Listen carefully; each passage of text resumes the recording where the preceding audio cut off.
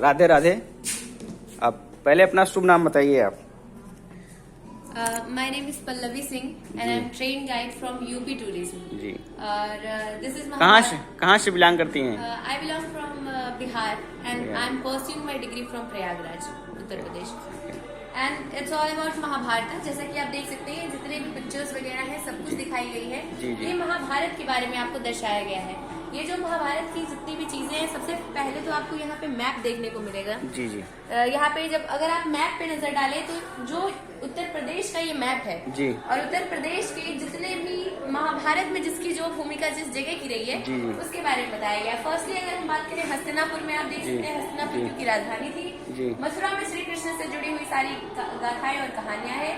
कामपिल्य में बहुत सारे लोगों को प्रॉब्लम होती है तो मैं आपको बता दूं, कामपिल्य में जो पांचाली थी जी जी वो यहाँ पांचाली कौन थी? पांचाली पांडवों की जो मतलब आप कह सकते हैं धर्मपत्नी थी। धर्मपत्नी, हाँ, द्रौपदी जिसको आप कहते हैं।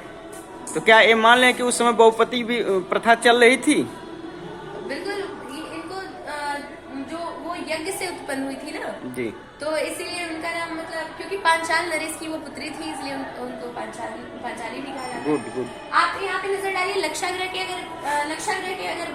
के बारे में अगर हम बात करें तो हंडिया जो कि हंडिया में है प्रयागराज उत्तर प्रदेश के, इसके बारे में ये कहानी है कि महाभारत में कौरवों ने पांडवों को ये तोहफे के रूप में दिया था। क्योंकि सबको पता है कौरव पांडव के शत्रु थे। उसी वक्त का तोहफा चला आ रहा है आज भी। बिल्कुल बिल्कुल। तो वही जो तोहफा है वो ऐसा माना जाता है कौरवों ने पांडवों को साजिश के रूप में ये तोहफा दिया था। वो ऐसा कहा जाता है कि लाख की बनी हुई थी जो कि धातु होती है जिसमें अगर आप चिंगारी से जलाएं तो ये जल जाएगी जी।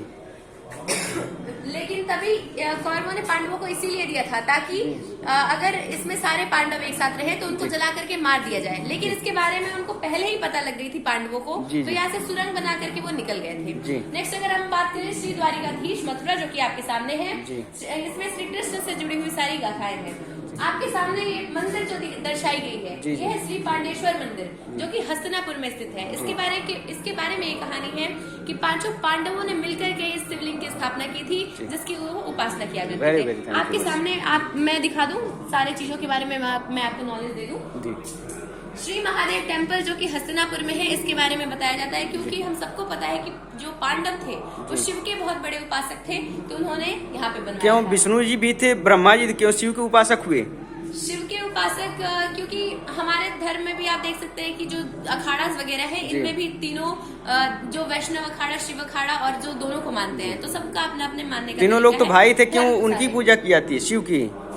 क्योंकि देखिए भगवान सभी हैं लेकिन अगर किसी आप एक के स्पेसिफिक उपासक हैं तो वो उनके ही रहते हैं। नहीं तो क्या क्वालिटी या क्वांटिटी में बिल्कुल। देखिए शिव का मतलब है कि जो सहस्त्र सबसे कहते हैं ना देवों के देव महादेव, जिन्होंने अमृत की जिन्होंने कभी लालसा की ही नहीं, वो शिव जो थे जिन्होंने विष भी पी लिया। तो इंसान को जो है ना जो शिव को मानते हैं उनका ये मानना है कि आपके सामने परिस्थिति चाहे जो भी हो, चाहे वो अमृत हो या विष हो, आप दोनों में ढलने की आप में कैपेसिटी, मतलब दोनों कैपेसिटी उनके अंदर थे। आप यहाँ पे देखिए श्री कृष्ण जन्मभूमि जो कि मथुरा में है, इसके बारे में यहाँ पे श्री कृष्ण ने जन्म लिया। आपके सामने विदुर कुटी है जो कि बिजनौर में स्थित है। इसके बारे में एक कहानी है कि श्री कृष्ण जब कौरवों को समझाने गए थे कि अगर आपने ये महाभारत की लड़ाई लड़ी तो इसमें आपका ही विध्वंस होगा, लेकिन क्यों लड़ाई लड़ी? लड़ाई क्यों लड़ी? लड़ाई ये क्योंकि जुए में वो हार गए थे द्रौपदी को, पांचों पांडव। उसके बाद से जब कृष्ण ने उनकी रक्षा की थी द्रौपदी की, उसके बाद से द्रौपदी ने ये सौगंध ली थी कि जब तक बदला नहीं लिया जाएगा तब तक वो अपने केश नहीं बांधेगी। तो पांचों पांडवों ने ये बदला लेने के लिए इसीलिए ये लड़ाई हुई।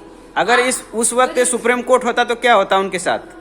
बिल्कुल। अभी देख सकते हैं कि हमारे न्यायाधीश जो हमारे सुप्रीम कोर्ट है, हाई कोर्ट है, जितने भी जजेस हैं, तो ये सीधी सी बात है कि अगर आप किसी के साथ गलत करते हैं तो आपको दंड स्वरूप पनिशमेंट मिलेगा आपको। बिल्कुल। और विदुर कुटी की बात करें तो इसमें कहा जाता है कि जब श्री कृष्ण समझा करके वापस आए थे तो वो विदुर जी की ही कुटिया में जाकर के रुके थे। इसके पीछे की ये कहानी है। अगर मैं बात करूँ